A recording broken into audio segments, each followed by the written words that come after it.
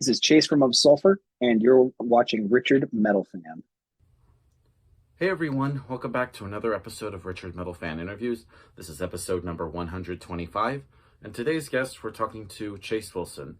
Chase Wilson is the guitarist for the band Of Sulfur, a blackened deathcore band from Las Vegas, Nevada. Today we're going to be talking to him about basically his guitar playing origins, as well as like starting up Of Sulfur, and as well as talking about their upcoming debut full-length album, The Burden of Faith, which comes out March 24th via Century Media Records. So without further ado, let's go talk to Chase. So what's up, guys? I'm here with Chase Wilson from the band Of Sulfur. So how are you doing today, Chase? Good, man. How are you doing today? Doing pretty well. It's a lovely evening here in Georgia, where I'm at in the U.S. Where are you at Vegas? I'm sorry. What was that? Yeah, sorry, you kind Yeah, of I just said you kind of I just lagged a said little bit. I just said it's a good lovely evening here in Georgia, where I'm where are you at currently? Uh, I'm in Las Vegas. It's currently kind of overcast and rainy, which is kind of nice because we don't get a whole lot of Yeah, it that. was raining earlier here, and I've been to Vegas a couple times. Like I went to there's this like metal festival I went to like last year and the year before called Psycho Las Vegas. There's a lot of like different like metal bands, like death metal, black metal, and awesome fest. Yeah, yeah, totally. Psycho's awesome. I actually got to go last year, so it was Oh fun. shit, I was at I was shit. I would have wish I would have seen you there. Yeah. Yeah, man, it was cool. I only went to some of the stuff, but Yeah. yeah, like I saw Emperor and I saw Spirit World. Dude, Emperor, that was great. They were on my bucket list, and I'm also gonna see them in June in Chicago, so I'm looking forward to that. Oh, that's awesome. Yeah, they were great, man. Yeah. So, kind of what the format is, I want to talk about like your history as a musician, as well as I want to talk about the new Of Sulfur album. But I want to dive right back into the very beginning, as I ask all the artists I've interviewed, what were the first bands that got you into metal, and what made you want to start playing guitar? Um, so I got my first guitar at 10, and around that time I loved like Corn and bands like that, like Linkin Park and stuff. But I seriously got into playing around like 14, 15 when I first heard like Trivium and Killswitch Engage, Avenged Sevenfold, As I Lay Dying. And that really got me into playing guitar. So from then I just, joined a bunch of local bands and stuff like that, and here we are. Awesome. It's kind of interesting because I think we both have like the same kind of origins, because it was new metal bands that got me into metal. I remember hearing like Korn and Slipknot, not Linkin Park, Disturbed, System of a Down bands like that. But I say if it wasn't for Linkin Park, I wouldn't have gotten into like Cannibal Corpse. So, and then of course in the high school era, I was into that metalcore stuff you mentioned, like Trivium, Killswitch Engage, Age, and stuff like that. So it's kind of funny how we both have like the similar kind of like origins of getting into metal. Yeah, absolutely. I mean, like those are very, very essential bands, and I don't know if we're the same age or not, but Yeah. those bands were just super essential in that time period. So I mean, those are like, I mean, they're pretty. Those are like the big bands that I would name personally. Yeah, well, I mean, I'm almost 29. Time, funny enough, I'll be 29 the day before the new album comes out, so that'd be kind of like a late birthday present. Nice, man. Well, hopefully you enjoy it like a birthday present. Yeah. Yeah, yeah. So, tell me about like what were your bands before you joined with Of Sulfur? I'd like to hear like the in depth. I don't think nobody's ever asked that. No, not really. I mean, my first band was like a metalcore band. It was called Burning Through Bridgeport. We did a couple like local shows. I think the biggest thing we ever did was we opened up for Bring Me the Horizon Oh when they shit. were like during their yeah, during the Suicide Season album stuff, and the show was Yeah. Ghost Inside, Misery Signals, Bring Me the Horizon, like, and we only did, like, we didn't open up for them. Like, it was just like it was a show in Vegas, and like we were a local band that got to open up for that show, Wow. which was sick. Yeah. Yeah. Um, and then after that, I was in like it was like a hardcore and gent infused band called A Thousand Eyes Idol. It was very much so ripped off Volumes and Ghost Inside. Like that was Yeah. like around the time those bands were like probably at their like peak. Yeah. I really enjoyed making that music. We did some fun stuff. I was in a beatdown band called Collisions. And then the band before I was in of Sulfur was Sigil. And Sigil was like a new metalcore band. Um, we did a tour, opened up for a few shows in Vegas, and that was we also played I Matter Fest, so that was like some of the bigger stuff that we had done. And then now I'm here, so yeah, that's the history of my bands. Yeah. And tell me about starting up of Sulfur, because I've actually interviewed Ricky about June last year when y'all were in Atlanta, because I think y'all knew each other there and stuff. Kind of. We met through a mutual friend, actually. So what happened was Ricky posted about starting to do music again, and my friend knows that I had quit Sigil, um, and she knew I was looking to start another project, and she goes, "Hey, I told Ricky that you were available, and that this and that and the other thing." And Ricky said he wanted to start a technical death metal band, and I was like, "Well, I don't play technical death metal. I'm just like Yeah. I wish I was that good, but I'm not." Um, and she goes, "Well, I think he just wants people to play with." And I was like, "Okay, yeah, sure. Ricky Hoover will hit me up, whatever." And he ended up hitting me up that night, and we got the band together, and we've been doing it since August of 2020, I think. Awesome. And then was it around the time you started like writing songs for the Oblivion EP? Tell me about like that, because I think it's like a great debut of the awesome music that you guys would put out. Oh, awesome! Yeah, that's awesome that you have that. Yeah. Yeah, dude. I mean, that's around when we started to write for Oblivion. We were still trying to like kind of figure out our sound and what we wanted to do. Um, and we ended up, writing 5 songs in an intro, which became Oblivion. So, it is a pretty good start and a pretty good point for us, I think. And I think we started writing in August and we probably finished around, I would say probably took us a good like 6 months to dial everything in and get everything recorded. And yeah, just like everything. I remember hearing like the title track with Tim from As I Lay Dying, and I was like, wow, this is awesome. New band, I like. Thanks, man. Appreciate that. Yeah. Yeah, but tell me about like the first shows for Absol for were you like nervous like playing with like a different band? No, not necessarily. I mean, with those shows, they were more so fun because we had gone through the pandemic. I hadn't played a show in I don't know how long, and it was more so fun for me. There weren't real like nerves per se. It was more like excitement playing those shows. And we did the first show in Vegas, which was awesome. It was insane. Um, did a couple in Arizona, and then we did some NorCal dates as well. So it was all really cool, man. And like, getting to play those shows was pretty fucking awesome. It's an experience I'm glad that we all had.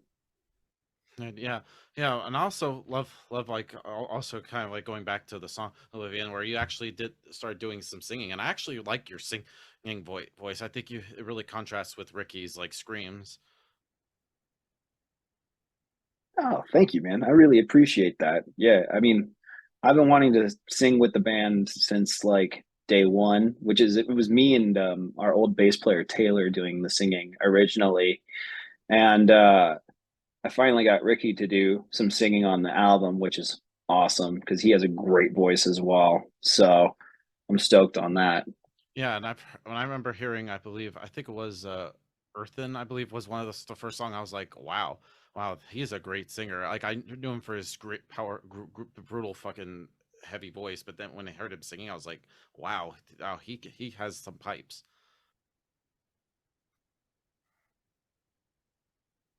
Yeah, yeah. I mean, Ricky was always messing around with Ricky was always messing around with like scales and stuff and like he was like oh it was always like funny, but I was like, dude, you actually have like a good voice. You could like do this. Like and for Oblivion, he was like, no, no, no, no, no. And like originally we were gonna kind of go less on the singing for the album. And then in the studio we got in there and he actually tried to sing and the producer was like, yeah, let's do more of that. So it ended up being like Ricky was singing on a good chunk of stuff. I think all the songs Ricky's singing for the most part on the album. Yeah, are you singing at all on the album, or is it all just Ricky? No, yeah, I am singing on the album. We do a lot of back and forth. I've kind of taken more of a back seat because I wanted to focus more on playing the guitar, Yeah, and it was easier for me to back off a little bit and trade off on vocals with Ricky as opposed to doing full blown choruses while I'm like playing and stuff like that. So I think, which I think is for the better. Our voices are very similar, but different enough to where you can kind of hear which person is which, you know? yeah, yeah, definitely. I think you two all have like very kind of like almost like different voices, so I guess maybe the tonality might make it sound very different, very unique. Yeah, most definitely. I compare it, and we're by no means as good, but I compare it to Lane Staley and Jerry Cantrell and Alice in Chains. Like they both have very similar voices, but Yeah. they're different enough to where they mesh really well too. Yeah, and kind of with when bands have like two singers, I've interviewed like a bunch of bands like Angel Maker, Neobliviscaris, like bands like that. That when with you and Ricky doing like the vocals, do you almost have to be kind of like in the same like state of mind emotionally when it comes to like singing, like or when you like have like the songs like presented, do you figure out okay who's doing what? Yeah, I mean, it's a little bit of both. We're both usually in the same mindset. And with my vocal, I feel like you have to be somewhat emotional because mine is that kind of like scringing Chester Bennington type deal, like most of the time. There's very little like soft singing that I do because my range is mostly in that type of vocal style. Whereas I mean, with Ricky, he does like a lot of soft stuff. He does a lot of like, there are even like some like he belts it and like he does like kind of like almost like powerful vocals like it's interesting like the diversity that he has with his voice and I'm very stoked to see where it goes. Yeah, and of course with the debut full length album, The Bird Then of Faith, I think you guys really hit the ground running. Did you wanted to try to make it different from the Oblivion EP? Because I remember from what we've heard so far, it's like almost every song sounds similar, but also has like its own like niches and very own like almost kind of like own styles that makes it very unique. Yeah, that's kind of like what we were going for. We wanted to kind of we wanted to do the Oblivion EP but on steroids, so like we wanted to take it like multiple steps above where we started with the Oblivion EP. And I think we did great with it. And it's like you said, like each song has its own diverse thing that it brings to the table, but they all mesh pretty well and they're all very in the same vein in character with each other, you know. So it sounds like an entire album. It sounds like you're listening to like more of a story as opposed to like something that's done over and over and over again, you know. Everything's different but Yeah. meshes. Yeah, yeah, and I love how like Yeah. you always take like a different approach to like every song. Like a song like "Stained and Rot" is different from a song like "Befouler," which is different from like "Earthen" or "Death of Circumstances." And I always feel like you guys like take like different inspirations. Like you have like I feel like they take inspirations from like deathcore, symphonic death metal, even hints of a little bit of black metal. So I'm guessing like every one of you guys have like a different influence to of Sulfur. Yeah, most definitely. I mean, I I definitely kind of stray farther away from like the black metal stuff and everything more so than like I would say Ricky and Ding and Levi. But I mean, I love it. Don't get me wrong. But my core influences are more like new wave of American heavy metal, or I'm really into like bands like the Acacia Strain or Body Snatcher, like those types of bands as well. Whereas Levi is more of our black metal guy. Ricky likes everything. Like he has a very diverse palette. He's kind of like me in a sense. And Ding is also more like black black metal, mellow death type vibe. Like he likes other bands as well, but that's definitely where where his influences lie. You know. Oh, oh, yeah, yeah, definitely. And I think you guys just all together a great make a great style, which is of course I don't know how you feel about like the whole deathcore core label, which but I feel like you guys have like more to that. I don't. How do you feel like that the whole pigeonholing of the deathcore genre? I mean, at the end of the day, our base sound is black and deathcore, and I'm very okay with that. But we also don't want to be put in a box. So it's like sometimes the deathcore sometimes the deathcore kids don't like us because we do metalcore stuff, or sometimes we're too heavy for the metalcore kids. But we have like a good mix of like every style in our music. It's not just one thing. But at the end of the day, we like black and deathcore is what we kind of base our sound off of. So I'm okay with people calling us deathcore. I don't mind it. You can Yeah. call us whatever we want. Yeah. And one thing I also love on the album is you have like a ton of guest appearances from Alex Terrible from Slaughter to Reveal, my boy Taylor from Left to Suffer, and even getting Howard Jones from formerly of Killswitch Engage and Light the Torch, and Kyle from Body Snatcher, and my homie Lindsay Schoolcraft. What was it like working with all those great people? It's awesome. They're all friends of the band. You know, Alex and Ricky love each other's vocal style and stuff like that, and they talked a little bit, and they both love what each other does, and we were lucky enough to have Alex on a song, which is very very cool. Super stoked that he wanted to join. Having Howard Jones on a song is nuts because that is one of my favorite vocalists of all time. He's amazing. So yeah, yeah, he's the goat. I mean, like he's awesome, man, Yeah. and he's a very very very nice guy too. And then Kyle, Lindsay, and Taylor all killed it. Like Kyle and Taylor are so disgusting on the album. It's so good. Like they just nailed it. And then Lindsay brings like her beautiful voice to the chorus of the title track. It all meshes very well together. And I'm stoked we got to work with such like talented people for the album. Yeah. Yeah. Do you think like working with them maybe sort of like could bring like some new kind of like inspiration to of Sulfur in a way? Yeah, absolutely. I mean, that's why you collab with other people. It's like not only to work with them, but to learn from them as well. Yeah. Yeah, and I think that you guys really hit the ground running with this album, and I'm really looking forward to it. So, kind of in the end, to sort of wrap things up, what's next for Sulfur? I know you got that Chelsea Grin and Carnifex tour coming up. Is there just anything else with the release of the Burden of Faith that you like to plug?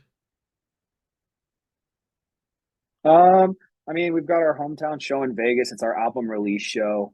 That's March 17th at Backstage Bar and Billiards, if you're from Vegas and watching. Um, we also have The Burden of Faith coming out March 24th. That's awesome. I'm very stoked on that. Chelsea Grin is April 13th through the 17th of May. And then from there, we don't have anything solid. Hopefully, we do some more stuff. We are playing our first festival this year at Bamboozle. That's on Chelsea Grin Tour, so that'll be sick. Awesome. Um, but yeah, I mean, we hope to get, yeah, we hope to get to other places as well. So hopefully we see more people. Awesome. So everybody, Chase Wilson from Of Sulfur. We'll see you next time.